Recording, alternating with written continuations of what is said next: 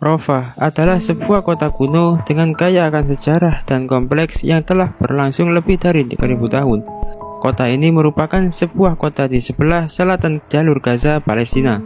Kota Rafah terletak di sepanjang perbatasan Gaza dan Mesir.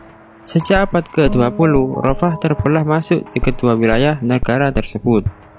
Rafah menjadi tempat pengungsian terakhir warga sipil Gaza.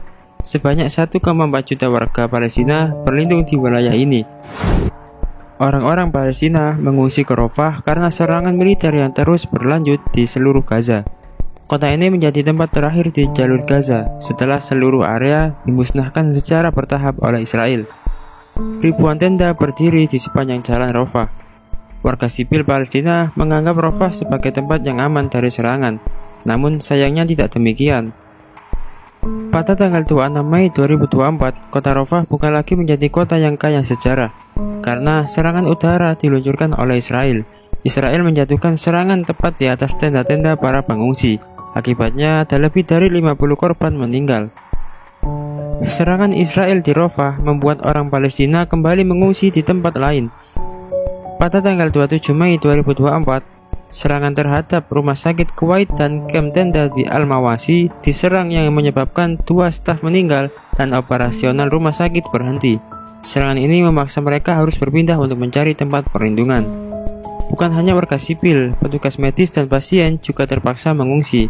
Pada malam 27 Mei 2024, serangan di fasilitas medis seperti titik stabilisasi trauma yang didukung oleh Médecins Sans Frontières di Tal Al-Sultan memaksa evakuasi staf dan pasien. Mereka pun terpaksa menghentikan operasional fasilitas medis. Meski ada perintah dari pengadilan internasional untuk menghentikan ofensif militer dan memungkinkan masuknya bantuan kemanusiaan sejak 6 Mei 2024, serangan terhadap infrastruktur penting dan blokade bantuan kemanusiaan memperburuk kondisi, sehingga membuat bantuan tidak dapat menjangkau ke para pengungsi. Hal ini membuat situasi semakin parah karena kebutuhan dasar seperti makanan, air, dan obat-obatan tidak terpenuhi. Hampir semua fasilitas kesehatan di Rafah tidak berfungsi. Hal tersebut membuat akses ke perawatan medis sangat terbatas dan orang-orang semakin terdesak mencari tempat yang aman dan bantuan yang sangat dibutuhkan. Bahkan sampai Presiden Joko Widodo mengatakan kalau Indonesia mengecam keras serangan militer Israel ke Rafah. Presiden Jokowi berkata, Indonesia mengecam keras tindak kekerasan yang terjadi di Gaza karena telah mengakibatkan penderitaan dan semakin banyaknya korban sipil, termasuk perempuan dan anak. Indonesia juga mengutuk serangan Israel terhadap rumah sakit Al-Ahli. Ini jelas pelanggaran terhadap hukum humaniter internasional. Jokowi menekankan bahwa Israel harus mematuhi hukum internasional, termasuk perintah dari Mahkamah Internasional untuk menghentikan ofensif mereka terhadap Palestina. Kecaman ini menunjukkan sikap tegas Indonesia terhadap pelanggaran hak asasi manusia dan hukum internasional, serta mendukung perdamaian dan kestabilan di Timur Tengah. Namun, Israel tak mematuhi putusan tersebut.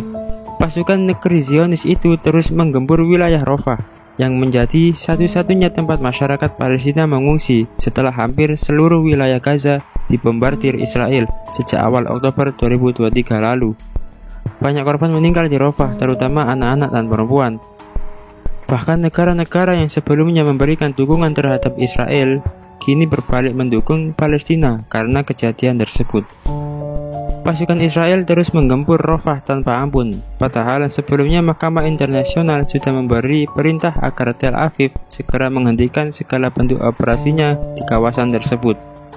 Ada juga beberapa niat terselubung Israel yang tidak diketahui. Yang pertama, pengeboman berkedok mencari Hamas. Tujuan pengeboman kamp pengungsi Rafah oleh Israel selalu berdalih mencari keberadaan serdadu Hamas yang dituduh bersembunyi di Rafah. Namun anehnya, mereka justru menyerang kamp-kamp pengungsi Palestina yang berada di kawasan Rafah. Salah satu serangan Israel yang menargetkan tenda pengungsian di Rafah telah membunuh sekitar 40 orang. Ironisnya, ada beberapa di antaranya termasuk anak-anak. Pada sebuah pernyataan di media sosial, Badan Pengungsi Palestina PBB menyebut gambar-gambar yang diambil dari Rafah adalah satu bukti bahwa Gaza adalah neraka di bumi.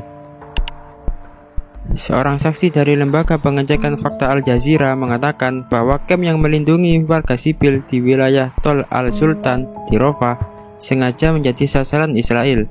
Tujuan mereka seakan-akan memang ingin menghabisi warga sipil yang berada di kamp. Yang kedua, tenda pengungsi dibakar militer Israel menyebut serangan ke Rafah sudah didasarkan pada intelijen yang tepat.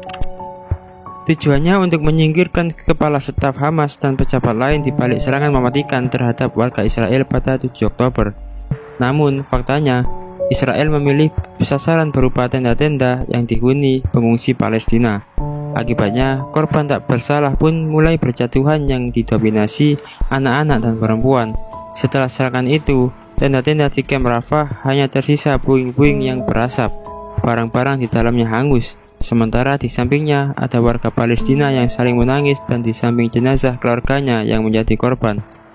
Yang ketiga, warga sipil dibakar hidup-hidup saat rudal Israel menghantam kamp-kamp pengungsi pada malam hari. Api menyebar dengan cepat dan langsung meratakan pengungsian. Tak hanya tenda-tenda yang dibakar, pengungsi yang berada di dalamnya pun ikut menjadi korban.